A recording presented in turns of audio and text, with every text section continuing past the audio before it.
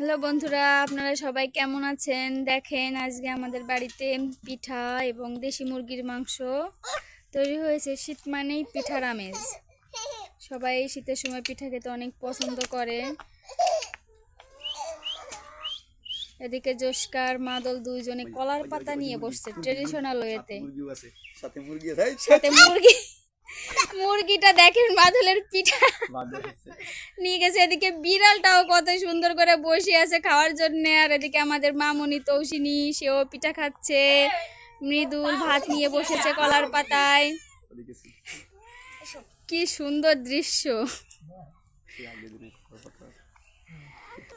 আগের দিনের মানুষ কলার পাতায় খেত, দেখেন এরাও ঠিক একই রকম ভাবে কলার পাতায় খাচ্ছে।